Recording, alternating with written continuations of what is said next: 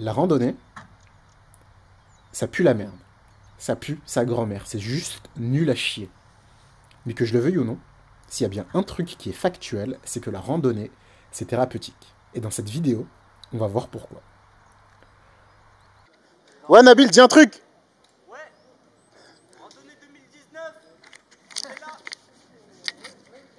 Plus fort la voix! Ouais, 92, 9 de I. Un jour, il y a un mec qui s'est réveillé. Et il a inventé un sport. Ce sport, il a une seule règle. Une seule et unique règle. Mettre un pied devant l'autre. Mettre son putain de pied devant l'autre. Super. Genre juste super, tu vois. Déjà, de base, c'était moi la putain d'activité de baba cool de merde. J'en ai rien à foutre de cette connerie. Et vous vous demandez sûrement si je déteste autant la rando, comment est-ce que j'ai fait pour me retrouver là. Bah, l'histoire, elle est simple. Il y a un de mes potes qui a lâché dans le groupe chat. Et il y a un week-end long qui arrive, qui est chaud qu'on se fasse un truc. Et moi, je réponds, ouais, vas-y, chaud, dis-moi tout, et je chauffe les autres, vu que je suis un peu le leader du groupe, t'as capté. Et, et il répond, ouais, l'idée, ça serait d'aller, en gros, faire un tour dans les Vosges. Et moi, je me dis, ah, cool, je suis jamais parti dans les Vosges, donc vas-y, let's go, tu vois. Et il me dit, est-ce que tu veux que je te donne plus de détails? Et je lui réponds, non, t'inquiète pas, je te fais confiance. Worst mistake of my life. Mais bon, c'est hyper important de voir le bon côté des choses. Moi, depuis ma mauvaise passe, j'ai grave lâché le sport et j'ai pris beaucoup de poids. Donc je me suis dit juste, vas-y, on y va parce que, 1, ça va me faire de la dépense calorique. 2, ça va me faire sortir de ma chambre. 3, on va respirer de l'air frais. 4, ça fait une activité entre potes. Et 5, ça fait une activité tout court. Et oui, ça peut paraître bête dit comme ça, mais en fait, on a vu que la dépression, c'était une maladie qui exploitait un agrégat de mécanismes biologiques, psychologiques et sociaux dans le but de te donner envie d'absolument rien faire. Ton cerveau te force à rester dans ton lit. Donc, quand on te propose un truc qui pourrait être positif, profite du moindre éclair de lucidité pour dire oui. Ton cerveau, il inventera 36 000 raisons de dire non, mais juste dis oui, ne pose pas de questions, dis oui. Donc, on va dans les Vosges. On va dans les Vosges, et donc tu connais, bonne ambiance, on est 3 dans la voiture, on rigole et tout. On arrive à notre premier point et on s'organise pour passer la première nuit. Et comme prévu, mes 2 potes, eux, ils devaient dormir dans la voiture, et moi j'ai choisi de vivre l'expérience à fond et dormir genre sac de couchage, tu vois. Là, il y a Chrysacier, là, il va dormir, là, il va faire sa pleine nuit, là, et je suis en fou rire. C'est quoi tes statistiques, là? Qu'est-ce que tu nous donnes, là? Tes pronostics, là? Alors là, comme je vous dis, faut savoir que ça c'est du trouvé, ça. Ça, je l'ai trouvé dans la Gova, c'était pas du tout prévu. Ouais. Faut imaginer la même conformation, mais sans ça, tu vois. Les deux, hein, sans ça Ouais, et ça. sans ça et ça. Ça veut dire... Donc là, on a quand même... après, ça peut sembler rudimentaire vu comme ça, mais ça, c'est quand même Du plus 4. Du plus 4. C'est quand même fait pour tenir des températures bien agressives. Ouais. Là, on a le sac à dos qui sert aussi office de coussin, donc à un moment donné, on a tout. J'ai aussi pris aussi l'effet thermique, vraiment. C'est vraiment, il y a une crise de froid durant la nuit. Ça, c'est vraiment le luxe. C'est Le luxe. vraiment le luxe. On refuse rien. Ah ouais, on se refuse rien. Donc voilà, à ce Là, moment-là, il y a un moment Ça, donné... c'est le petit Là, il a all-in, comme on dit dans le game. Là. Dans le game, je sais pas. Non, mais après, si vous voulez connaître la misère, venez, moi je vais vous la présenter, moi la misère. On vous suit. Regardez, Oh, là on est sur un modèle de Citroën C4, Oh, soi-disant aménagé, Ah, ouais, soi-disant ouais. avec matelas, Ah, ouais. soi-disant, il y a la clim, il y a la musique, il y a la Oh, radio. il y a la sécurité, il y a la sécurité. Si quand t'entends des bruits suspects, t'appuies sur la fermeture centralisée. Tu vois, Oh, non. Ça, c'est les précarités de ce monde. Ça, c'est des gens qui veulent camper, mais qui savent pas vraiment Ah, comment s'y prendre. l'urbanisme. C'est des gens qui veulent la nature, mais le confort. La nature, mais le confort. Ah. Ça, c'est quelqu'un qui n'a plus peur de la mort. Tu vois ce que je veux dire? C'est quelqu'un qui n'a absolument rien à perdre. C'est quelqu'un... Gros, quand je vois ça, j'ai voulu crier Yes bébé. Et après, j'ai pas le cœur. Ça là, c'est son oreiller, gros. Ça, c'est quelqu'un, oreiller. tu le mords, tu vois, un loup, il le mord. Lui, il le mord en retour. Tu vois. Bien évidemment, mon installation, elle était très rudimentaire. Mais bon, dans mon sac, j'avais le choix entre prendre de quoi dormir confortablement ou le matos de tournage. Donc, voilà, quoi. Et le problème, c'est que à la montagne, quand la température, elle chute, elle fait pas semblant. Donc, j'ai dormi, mais j'ai eu froid. Et à mon réveil, mes potes, ils m'ont dit que eux aussi, ils ont eu froid. Parce que, bien évidemment, une Citroën C4, c'est pas ce qu'il y a de plus isolé.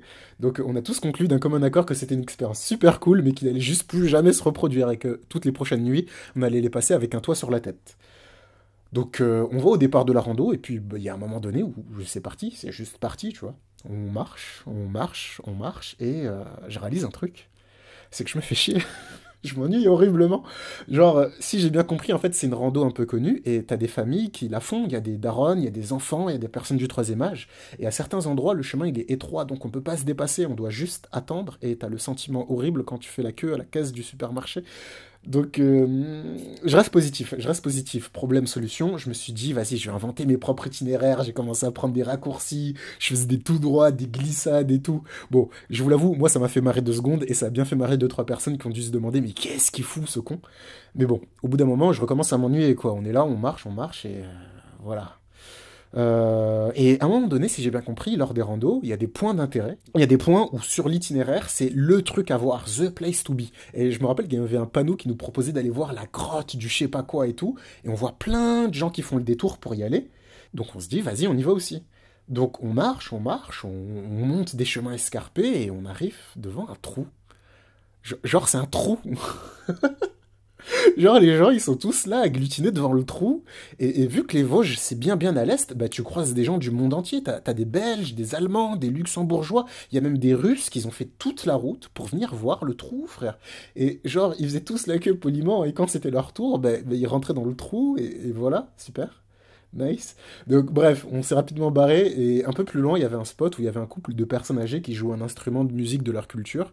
On s'est posé, on a fait la pause midi.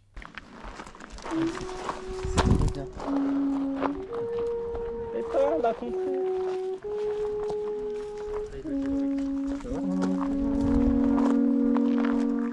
Donnez-leur des pièces.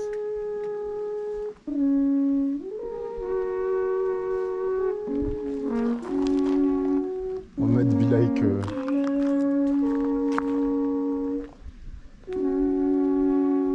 Il serait pas le temps de manger? Et ensuite, on a repris la route, et j'avoue, avec l'altitude, là, on a commencé à voir des vrais paysages. Et il y avait même un truc cool, c'était que l'itinéraire, je sais pas si c'était fait exprès, mais t'arrivais à des endroits où t'avais visuel sur là où toi t'étais, il y a 1 heure, sauf qu'entre-temps, t'as pris je sais pas combien d'altitude, donc tu ressens un vrai sentiment d'accomplissement. Tu dis, waouh, c'était là que j'étais, tu vois. C'est hyper gratifiant, et je crois que c'est à ce moment-là que j'ai compris la vraie beauté de la randonnée. Déjà, premièrement, c'est une activité où, même si l'effort il est intense, il est réparti de façon très régulière, en continu, et ça, pour les personnes qui manquent d'activité physique, c'est vraiment le format d'exercice que n'importe quel médecin, kiné ou coach sportif vous recommanderait. Et l'effort, en plus, il est modulable, c'est-à-dire que tu pourrais théoriquement faire 30 fois la même rando, mais vu que tu prendras de l'aisance physique, de la confiance en toi, et bah, tu pourras te permettre d'aller plus vite et de faire monter le cardio sans que ça devienne forcément très pénible. Et la rando, c'est une activité qui est relativement longue. Et effectivement, il y a des moments où tu peux discuter avec tes potes ou avec les autres randonneurs, mais il y a aussi énormément de moments qui sont silencieux. Et ces moments de silence, c'est souvent des moments d'introspection, des moments où tu vas penser à tout un tas de choses, et ça va te faire beaucoup de bien. Et il y a aussi un truc assez bête qui nous arrivait souvent, c'était de se retrouver à un point haut, où on avait un panorama à perte de vue, et on se rendait compte que même si de là où on était, on arrivait à voir à des kilomètres et des kilomètres, bah, tout ce qu'on voyait, en faisant un 360 sur nous-mêmes, bah ça représentait même pas 1% du monde. Ça nous faisait relativiser sur beaucoup de choses. Et ça s'invente pas. Relativiser, c'est un moyen très efficace de soulager ses souffrances. Et je veux dire un truc encore plus bête, hein, mais je sais pas si vous avez remarqué, il y a beaucoup de sports où notre inconscient, il prend ça comme une métaphore de la vie. Comme par exemple, la boxe, pour les boxeurs, ça représente le fait de se prendre des coups dans la gueule, et pourtant tu gardes un esprit combatif. Ça représente le fait que parfois dans la vie, tu gagnes, et parfois tu perds, et quand tu perds, tu vas pas chercher à dire ouais, c'est la faute à un tel, c'est la faute à un tel. Non, juste tu te tais, tu retournes à l'entraînement parce que tu as foi en toi, et tu sais qu'avec des efforts et des sacrifices, tu peux tout obtenir. Et la randonnée, là où je trouve que ça a aussi sa poésie, c'est dans le fait que, comme je l'ai dit au début de la vidéo, de juste mettre un pied devant l'autre. À mes yeux, il n'y a pas un truc qui puisse métaphoriser la vie aussi bien. Vivre, c'est juste mettre un pied devant l'autre. Quand t'as des problèmes dans la vie, avance. Quand tout va bien, avance. Quand on peut vraiment plus, fais une pause, t'as le droit. Mais si tu fais une pause, c'est pour repartir de plus belle. À la randonnée, comme dans la vie, tu peux tomber, tu peux glisser, tu peux te faire mal. Donc tu dois faire attention. Tout en continuant d'avancer et en gardant cet état d'esprit, tu vas progresser. Et dans ton parcours, tu auras le choix entre être aigri et regarder tes pieds, ou lever la tête et regarder autour de toi et te rendre compte d'à quel point le monde, il sait parfois être beau et magnifique. En faisant cet effort, tu vas réapprendre, tu peux réapprendre à t'émerveiller sur des trucs aussi bêtes que le verre éclatant sur la mousse qui pousse sur les rochers. Tu vas être surpris de la façon dont tu peux avoir le souffle coupé face à une immense étendue d'arbres dont les feuilles commencent à être rougies par l'automne. Tu vas te retrouver à être charmé par le son hyper spécifique des ruisseaux. Et c'est super débile parce que moi aussi je me retrouve à faire mon petit baba cool, tu vois. Mais pour certains, on parlera de la beauté de la création divine et pour d'autres, ça sera juste la beauté du monde dans lequel on est né. Peu importe vos croyances, ce monde, c'est le vôtre, et il est beau. Et ressentir ça, ça va cultiver de l'amour dans votre cœur. Et c'est hyper important que vous compreniez ça. Voir le beau et laisser cette beauté percer cette coquille de tristesse que la vie elle a mis sur vous, ça va pas vous laisser indifférent. Vous allez rentrer chez vous dans un endroit qui est peut-être un peu moins verdoyant, mais vous repartirez avec un fragment de ce que vous avez aimé. Et ce fragment, si vous le cultivez et que vous le chérissez, je souhaite et je prie que sa chaleur et sa lumière ne vous quittent jamais, et qu'elle vous accompagne dans chaque instant de votre vie.